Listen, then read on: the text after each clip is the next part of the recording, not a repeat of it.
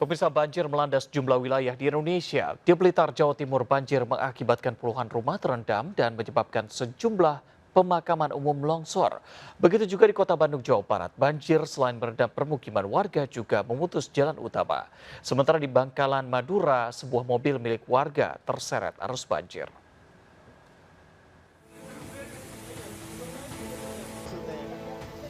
Sedikitnya 25 rumah warga terendam banjir di Kabupaten Blitar, Jawa Timur. 2 rumah warga bahkan hanyut diterjang banjir bandang. Tanya itu banjir juga merusak tempat pemakaman umum di Desa Birowo.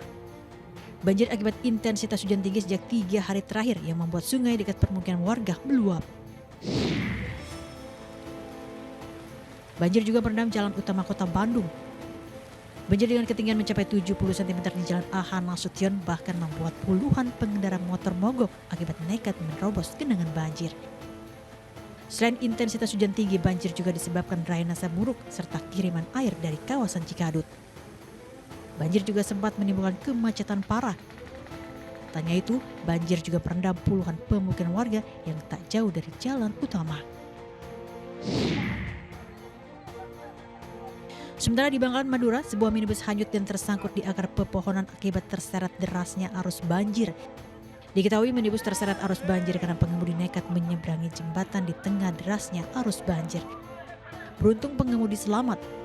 Banjir di wilayah Bangkalan Selatan juga mengakibatkan sejumlah desa di 4 kecamatan terendam banjir. Banjir dengan ketinggian hingga 1 meter selain akibat intensitas hujan tinggi sejak Sabtu sore juga disebabkan sempitnya saluran air. Hujan deras juga menyebabkan tanah longsor di wilayah Modung dan Tanah Merah. Meski banjir mulai surut, pihak BPBD setempat masih melakukan pendataan terkait rumah yang terdampak banjir dan tanah longsor. Tim kontributor iNews melaporkan. Pemirsa, belasan lapak kayu dan barang bekas di Kalideres, Jakarta Barat terbakar, menghanguskan belasan bangunan serta 1 unit mobil. Sementara di Ciracas, Jakarta Timur, 1 unit rumah terbakar saat ditinggal penghuninya. Kedua kebakaran tersebut diduga akibat korsleting listrik.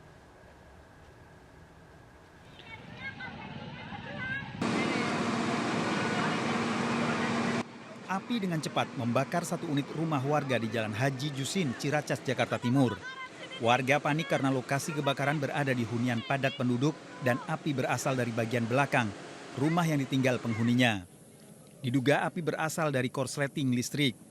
Petugas damkar sempat mengalami kesulitan memadamkan api lantaran lokasi kebakaran jauh dari sumber air. Tidak ada korban jiwa dan luka dalam peristiwa ini. Di pertengahan, di tengah-tengah rumah gitu. Ruangan apa ya? Di ruang tamu. Jadi ada penghuninya atau gimana?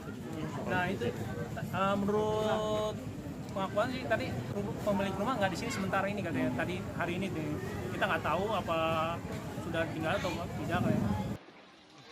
Sementara itu, kobaran api membakar belasan lapak kayu dan barang bekas di Jalan Asem Raya, Semanan, Kalideres, Jakarta Barat. Bahan bangunan dari kayu membuat kobaran api cepat membesar. Api pertama kali muncul dari lantai 2 kamar pekerja di salah satu lapak hingga membakar 1 unit mobil. Diduga kebakaran ini dipicu dari korsleting listrik. Beberapa korban sempat menyelamatkan harta bendanya. Posisi api itu udah ada asap gitu. Jadi posisi api udah di atas. Posisi api ada di lantai 2 Ya, atau di lantai 2 di mes. di mes? Iya, kita udah berusaha matiin, cuman apinya itu udah terlalu besar. Setidaknya 11 lapak kayu dan barang bekas serta 1 unit mobil hangus. Dari Jakarta, Rio Manik dan Miftahul Gani melaporkan. Pemirsa, puluhan warga menggerebek sebuah rumah dan pondok pesantren di Serang, Banten. Warga bahkan menyerang rumah milik pimpinan pondok pesantren yang diduga melakukan tindak asusila terhadap seorang santriwatinya. Pondok pesantren di Serang, Banten, Minggu sore.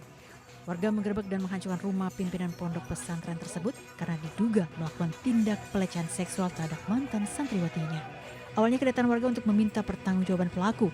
Aksi penggerebekan ini juga dipicu lantaran laporan keluarga korban tidak segera ditindaklanjuti. Sementara situasi baru meredam usai polisi tiba ke lokasi. Masih bahwa di dalam pesantren ini telah terjadi tindakan asusila ya yang dilakukan oleh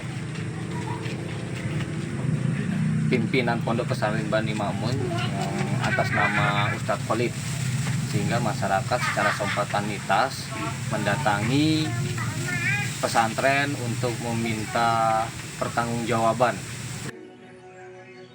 Tindak asusila ini menambah panjang daftar kasus pelecehan seksual di lingkungan pondok pesantren. Kasus-kasus perundungan dan pelecehan seksual di lingkungan pendidikan, terutama pondok pesantren yang mengutamakan adab, seharusnya bisa dihilangkan dan ditindak tegas oleh pemerintah dan instansi terkait agar terwujud dunia pendidikan yang sehat dan aman. Dari Serang, Banten, Mahesa Apriandi, iNews melaporkan.